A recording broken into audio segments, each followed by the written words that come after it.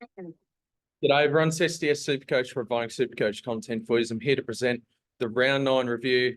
It looks a bit different out here. I'm out here at the Gold Coast, so pretty nice. So yeah, here until Sunday. So enjoying the sunny weather and all that sort of thing. So try to get a good tan in. But we're here to do a round review. So if you guys didn't see my last round review, I was about basically 14K. So we have gone up in the ranks. We scored 2,171. Went up 2,447 spots, and we now ranked at 11,540, which I am pretty happy with. So good to see a little bit of a bounce back from my side. A couple of things did help me out a fair bit. Still not ideal, but you can't really complain too much if you're going up in the ranks. But yeah, we'll see how we go down the line. Hopefully this can be a common trend of going up in the ranks, and just hope that yeah, well, at the end of the day, my overall goal every year is top 1%. So just hoping that we can get there. If we will, I'm not too sure, but look, I think this is a positive sign so far. If we can, yeah, hopefully we can just make a little comeback and get inside the top 1K. That's overall the aim. Let's have a look at the side. All right, let's go through with this. So now obviously a massive help for me this week was Luke Ryan going 197.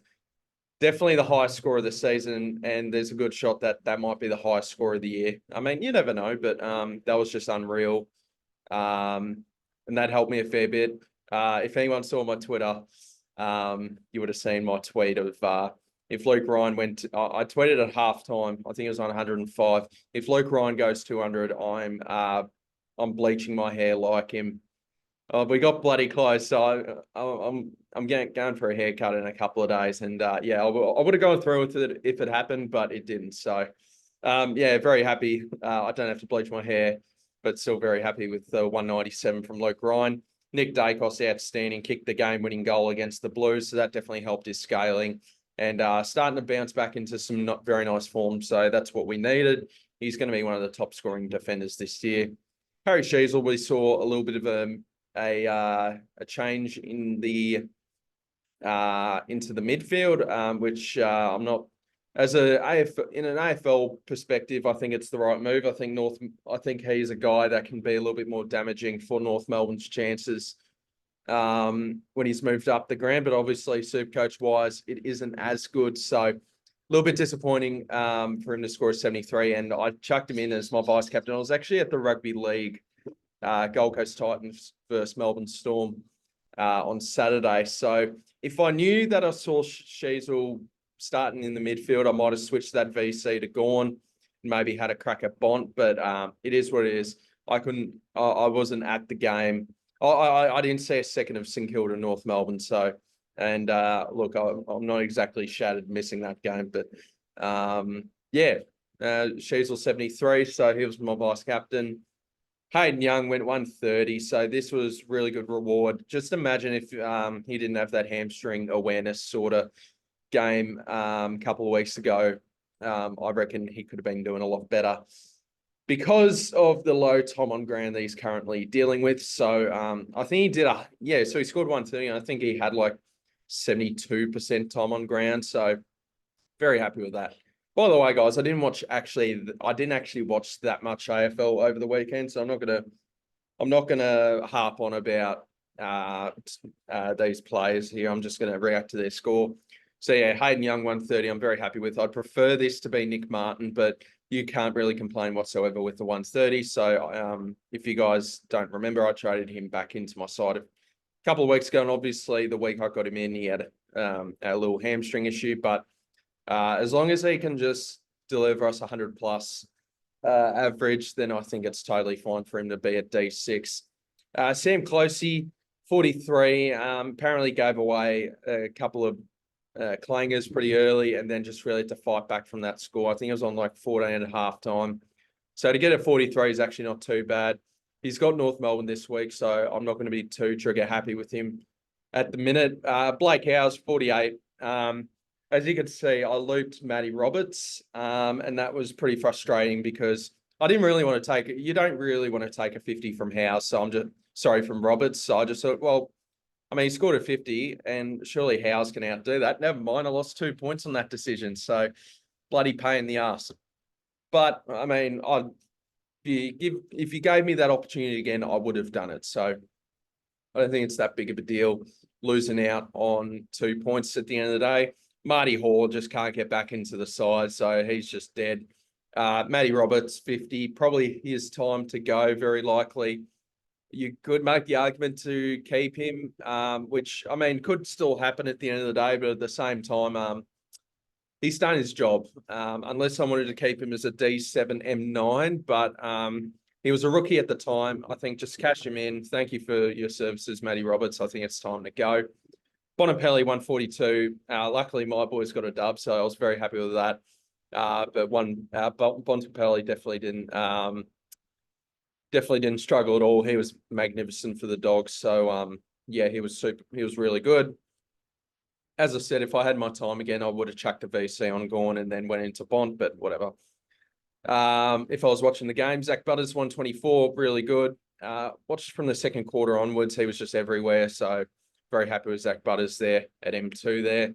Sam Walsh, I'm not a fan of this pick. I should have stuck to my gun of not going with him. Because I'd rather bet against him at the end of the day. I don't really want him.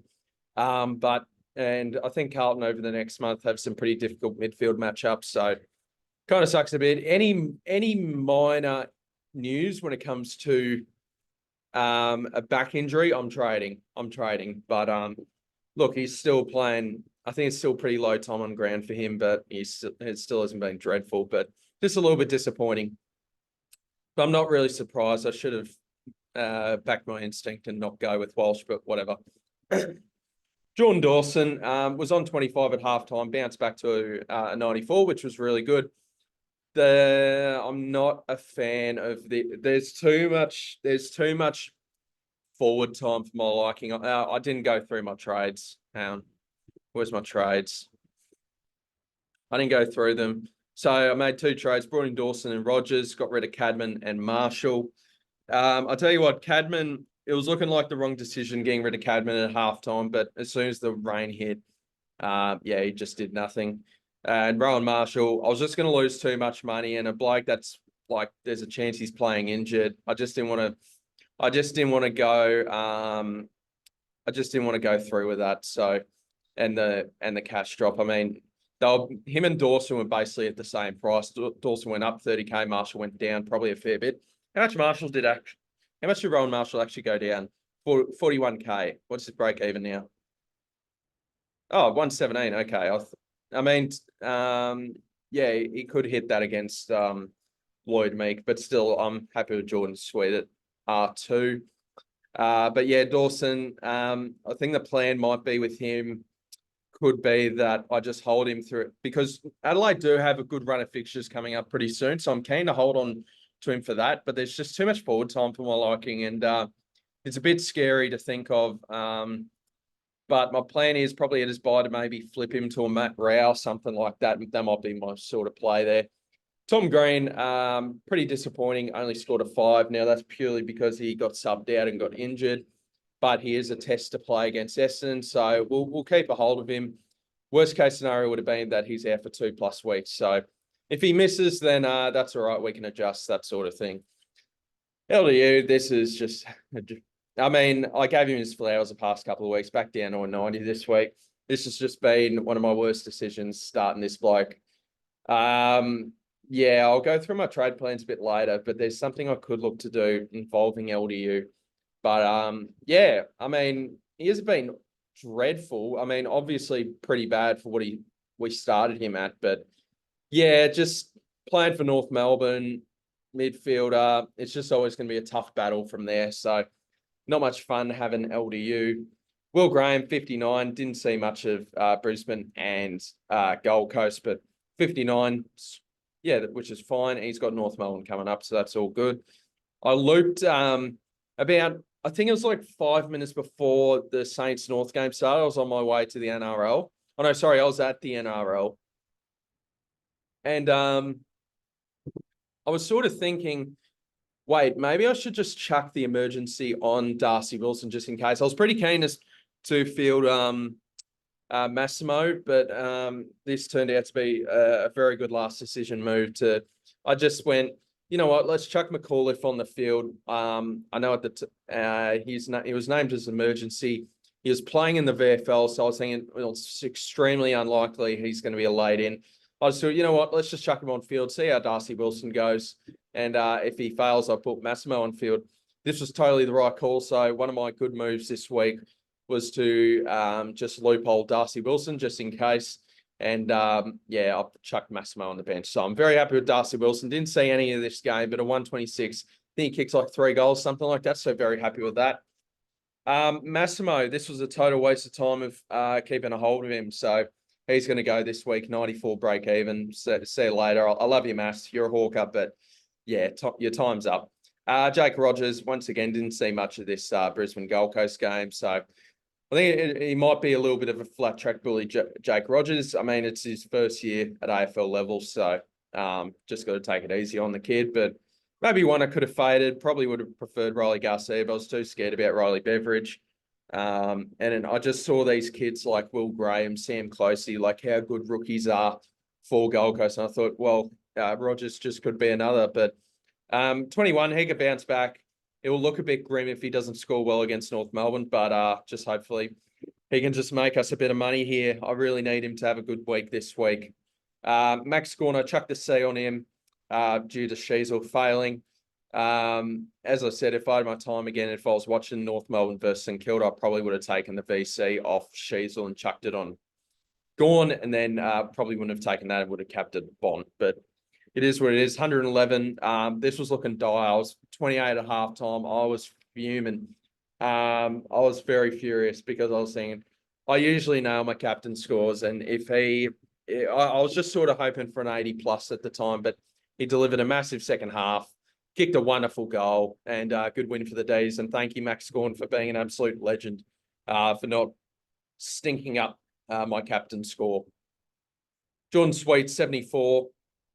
It was one of those where I just thought, you know what, he's probably a better scorer on field than a lot of these rookies I'm fielding at the minute. So I'm very happy with Jordan Sweet to be my R2. And he's going to be my main focal point to get me to Tim English later in the season. Or if Rowan Marshall gets back to his best, maybe it could be Marshall, but I'll probably just get in Tim English, I think.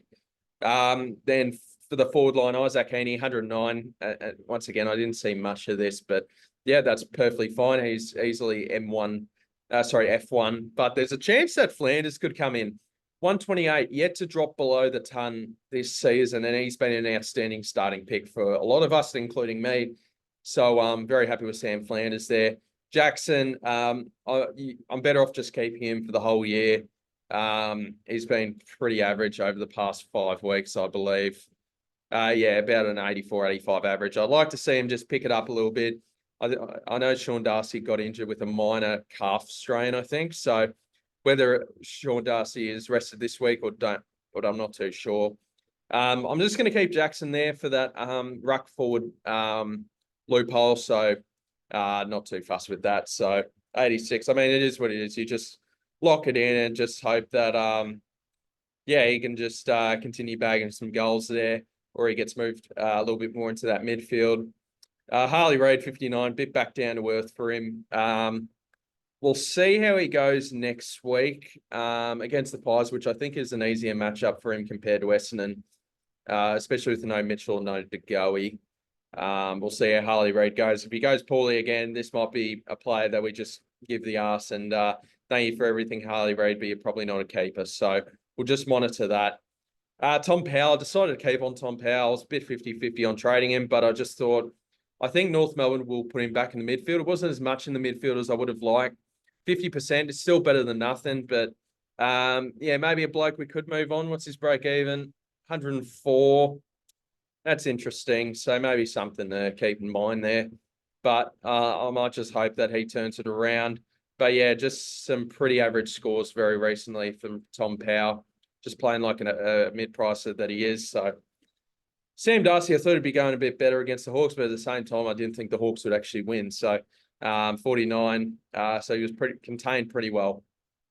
And then Ollie Dempsey, I decided to keep a hold on, traded Cadman instead. Not sure if that was the right move, but Cadman isn't making too much money after this. So, yeah, Dempsey 66.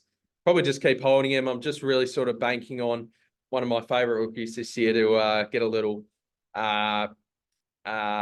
spike in score, a spike score, and then we can reset that cash gen there. But we'll just hold on to him for now because he's not making much or he's not losing too much. So he's just there. I mean, I think he lost, what does it say? He lost $900, so not a big deal.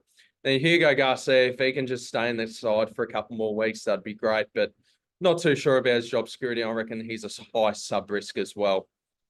All right, let's talk about trades for me. There are 3 options I'm looking at, and one super safe option. One is, sensible. It is what it is. And then another one is just purely for fun. So I'll go through with them with you guys. So Matty Roberts would go in this scenario. No, sorry, not Matty Roberts. This is a scenario where we keep Matty Roberts. We trade D'Ambrosio instead. And then we just do a 1 trade and we get in bloke that everyone's talking about for this week, and that is Clayton Oliver at 476K, 11,300 there in the bank if we do those moves. So that is something to look at. I don't mind Oliver, but at the same time, guys, I'm sort of thinking in my head, like, I'm a bit sick of mucking around in this midfield. I just kind of want to get the big guns. So this is where the next couple of trade ideas come. So it'd be Massimo and Roberts out. We chuck Graham into the back line, get 904K. We bring in Darcy Jones. Let me just swing Dempsey in there. We bring in Darcy Jones from the Giants, who is the #1 trade target for rookies this week. So if you are going to downgrade, he's your guy. And this would bring me to Caleb Sarong here. Just a guy with, I believe, a pretty low, I think it's like an 87, 88 break even. And just jump on him. He's got a good buy. I think he's got a good run of fixtures coming up pretty soon. Not this week, but I think the weeks after are really good. And just get him before he is 700K and absolutely gone here. So, as I said, I'm a bit sick of mucking around in this bloody midfield because yeah, I'm just absolutely sick of it. Like blokes like Walsh, Dawson, LDU, just get me some of the guns. And this is where my little fun trade, but I'm not sure if it's worth it. But here is the other option. LDU out, and we get in Zach Merritt, which leaves us 25,800, and this is our last boost. So I'll tell you what, this is so tempting, but I'm just worried that this trade scenario would leave me a little bit. Well, first off, it uses my last boost, which I'd like to use the boost over the next between now and before the buy, but before the buy rounds hit again. But I'm just other motorbike, just for some other plans like it would just, I guess, limit me a little bit with just not much money in the bank, 1 up, 1 down, that sort of thing. So, look, we'll do with this. This was the fun option, but I think for now we'll just do this. This leaves me 140,500. Let me know, guys, what you think is your favorite option. Is it D'Ambrosio to Oliver? Is it D'Ambrosio, Roberts to Jones and Sarong? Or is your favorite one where it's LDU to Merritt and we do this? So let me know what you guys think in the comments with that one. Now let's just say I'll lock in these 2 trades because this is probably the trade scenario I likely use, but I'm not guaranteed to stick with that. But we'll just go with that for now. And then how do we fix this? McAuliffe to Wilson. Sweet on field. I don't usually look at projected, but I'll have a look at this. Yeah, 2,401.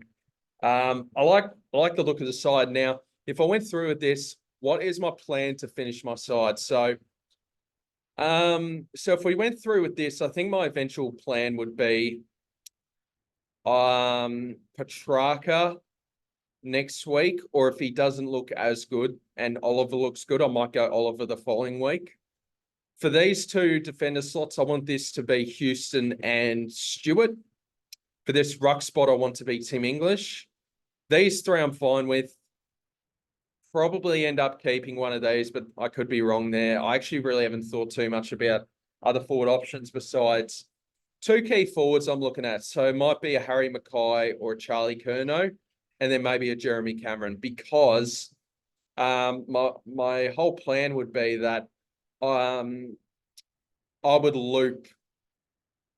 Let's go Charlie Curnow. Let's say I got Charlie Curnow and Jeremy Cameron. My plan would be to loophole them every week and hope that they can deliver me a 90+ score. I think that's probably the play I'm going to go with. I know key forwards aren't fun and they're very inconsistent. That's why you limit that option and just loop Curnow and Jeremy Cameron. So they'll probably be my two last upgrades, and that's probably the play for me. And yeah, look, I think this is probably the trade scenario we're going to go with. What else? So yeah, Stewart and Houston.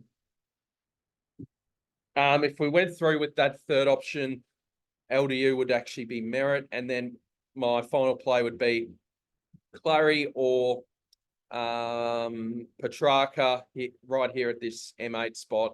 And then my plan would be at Dawson's bye, which is round 15, I believe.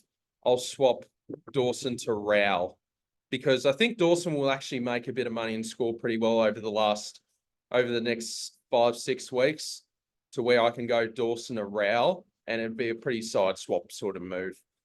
That'd be the play in the midfield. Let's just say LDU is Merritt. Walsh, it can just be my M8, M7 sort of thing, and just hope he turns it around. Sweet will eventually become English, and then we'll figure out the forward line as it happens. So, yeah, look, hope you guys like the video. Sorry for the lack of content here. I'll be doing some videos over my holiday here up in the Gold Coast. I'll get back on with Brad for jump on, jump off probably this week, and same with doing a live stream as well this week. Let's go over the SDS SuperCoach League and the SDS Toms Pro League. I feel like we haven't gone over this in a while. Let's see some ranks here. The newcomers, Stephen, congratulations, mate. You're inside the top 1K. That's awesome. Anthony Caminiti's really coming in strong with the top 1% rank as well. Good stuff if you're up here. I'm struggling a little bit, but still not that far off.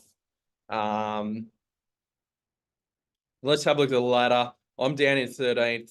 My mate Jordan's in last there, so get going, mate. And then the newcomers and Anthony. I think these two are going to be very tough to stop. And one thing I'd never mentioned one thing I haven't mentioned so far this year, but it was always the case for my leagues, is that whoever because the reason I haven't really talked about it too much is because the past 2 years in my SDS SuperCoach League, I've won the league, but there is a good chance this year that I'm not winning this league, let alone make top 8. Sorry, I think I was meant to say that the other way around. Anyway, whoever wins the league, as I said, every year in the SDS Super League, SuperCoach League, the winner stays in the league forever. You get a free ticket. You just got to contact me and say, hey, I'm Stephen, the newcomers. I won the league, blah, blah, blah, and I'll get you in. And you're a lock to be in this league every year.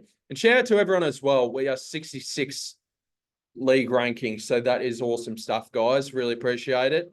So thank you for everyone for joining this league.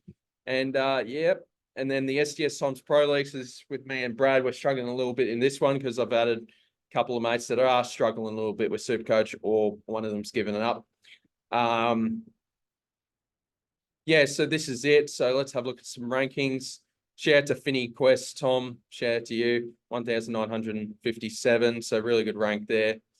Yeah, so this league is struggling a little bit more, but that's all right. Thank you to everyone for joining that one. Where am I sitting? I'm sitting 14th, so I need to get a wriggle on. Brad's up in 7th, so he's going pretty well. And yeah, those are the two main leagues I show on my YouTube. So thank you guys so much for watching. Let me know what you guys think on my potential trade options. You know what? Just for the fun of it, let's just include Zach Merritt here because I really love these 3 trades, and just getting rid of the LDU headache is always some good fun as well. I want to put Graham on field ahead of Howes as well. All right, so vice captain and captain. Now, one thing I was eyeing up was Sam Flanders here against North. But unfortunately, Marcus Bontempelli plays the Tigers, and they play at the exact same time. So we can't VC Sam Flanders there. So that's pretty frustrating. I think Sydney will find a way to stop Luke Ryan there. Butters against Geelong, not super keen on. I know Gawn's ceiling's massive, but if Piternet's playing, I feel like Gawn is limited by Pitternet. It could be a vice captain Bont into Dacos, especially if Elliot Yeo's not playing, but and they'd have to rely on Gimpy to do more of the defensive work. I'm not too sure. But for now, I think we'll just do Gawn into Bont because I just don't trust Dacos. I know Dacos is going very well recently, but I'm not super confident with the C on him just as of yet, but I don't know. Yeah, I'll leave it there, guys. Thank you guys so much for watching, and I hope you guys are doing really well. Leave a comment down below. Thank you guys for the support this year, and I'll see you guys in the next video. Have a good one, guys. Bye.